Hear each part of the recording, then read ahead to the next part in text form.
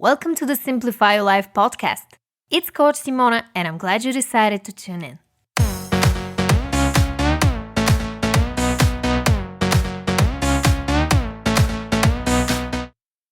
Hey everyone!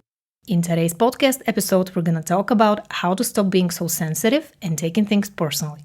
And I'm going to share with you 3 in-depth tips with journaling questions and helpful tools on how to stop being so sensitive and emotional and how to not take things personally. If you're new here, welcome.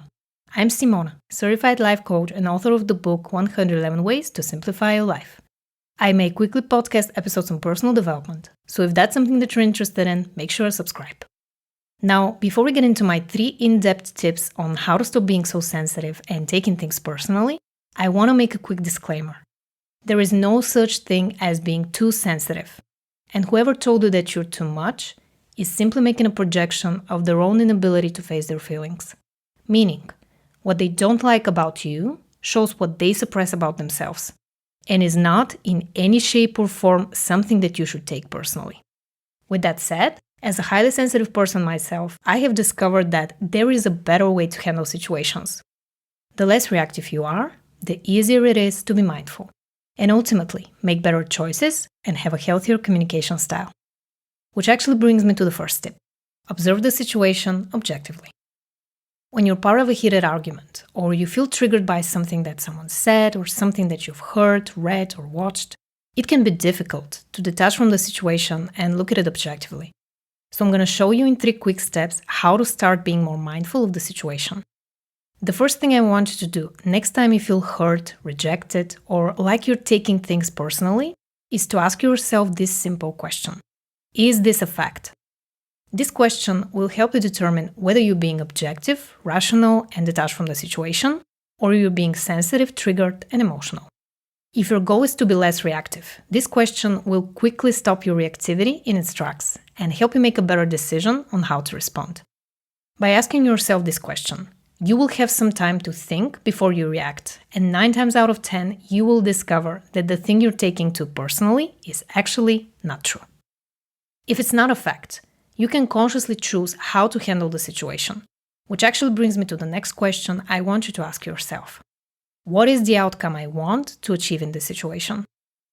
When you're being sensitive and emotional, you're not thinking clearly, and you're seeing things through the lens of your experiences, past traumas, and disappointments.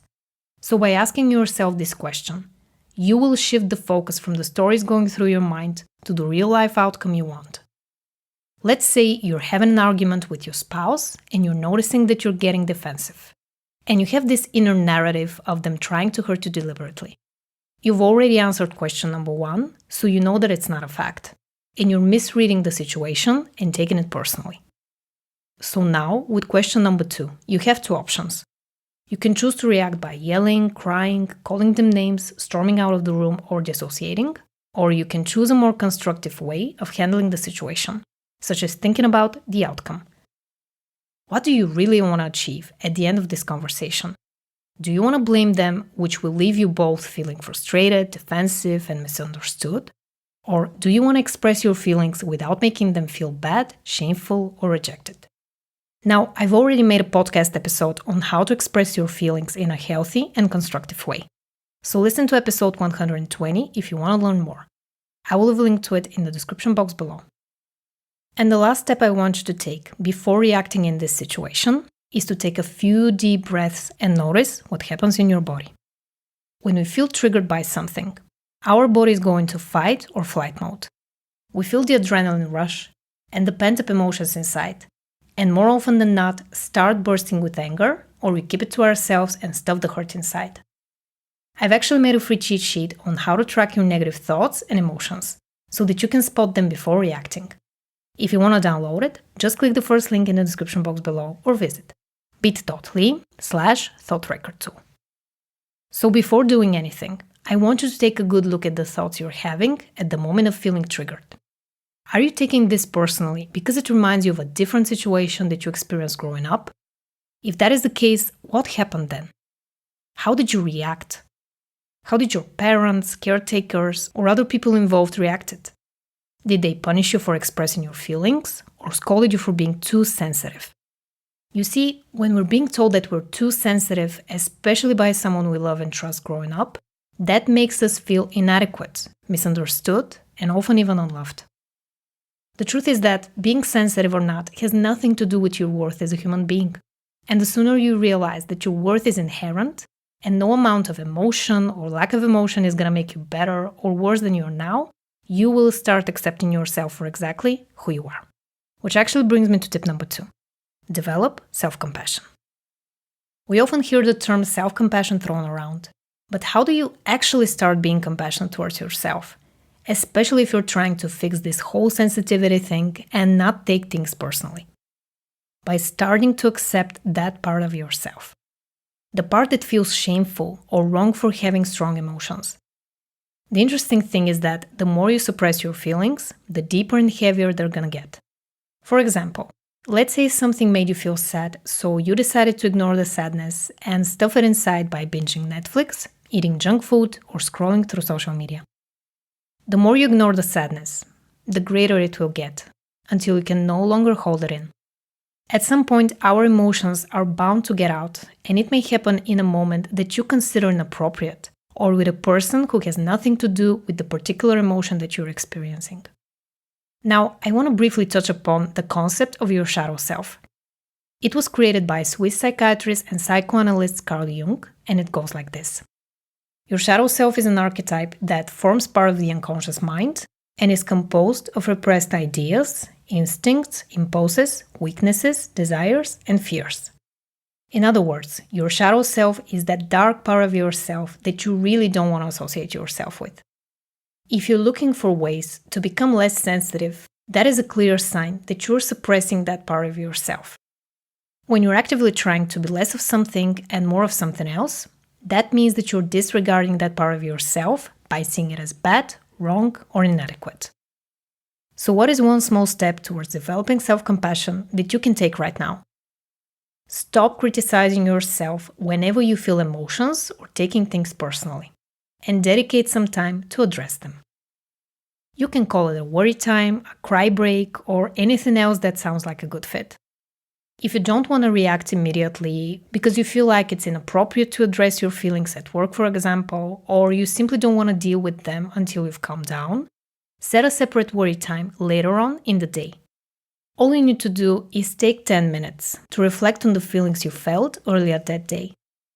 You can journal, feel the emotions, or use the free cheat sheet I mentioned in the beginning of this episode. The entire purpose of being compassionate with yourself is to start accepting the totality of yourself, no matter how you're reacting, feeling, or acting. Every feeling you have is valid, and everything that's triggering you is pointing you towards unhealed trauma. So pay close attention to it. You would be surprised how much you can find about yourself if you simply sit in silence for 10 minutes and give yourself some time and space to honor your feelings.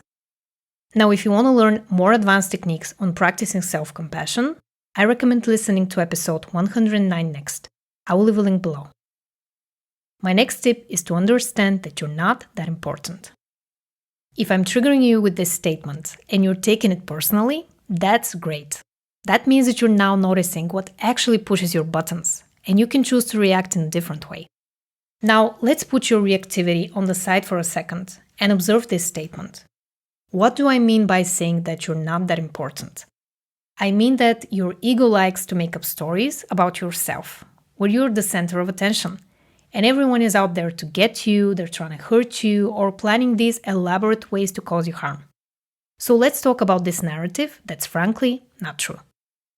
Being sensitive and taking things personally means that you're having a strong inner monologue, and you're believing stories about yourself and other people that have nothing to do with reality. Now, I want to briefly mention the spotlight effect and how it affects the way you see yourself and other people. The spotlight effect means that people tend to believe that they're being noticed more than they really are. Meaning, when you're taking things personally, you feel offended or hurt by things that most likely have nothing to do with you.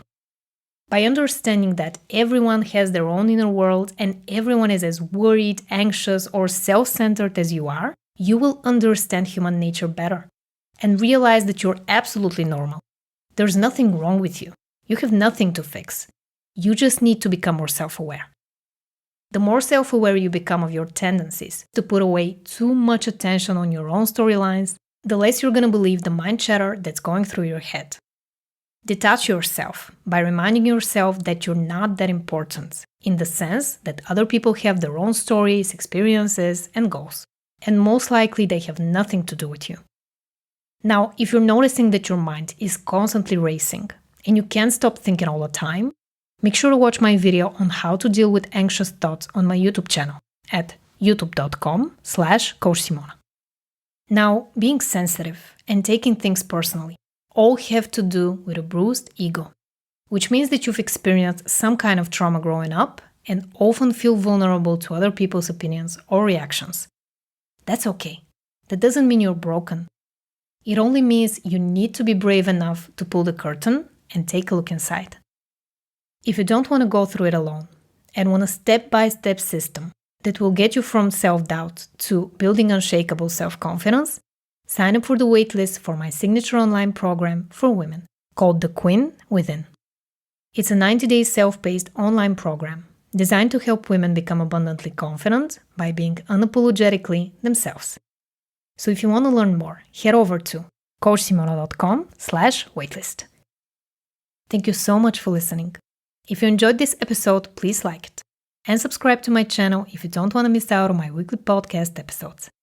I'm sending you all my love, and I'll talk to you in the next one.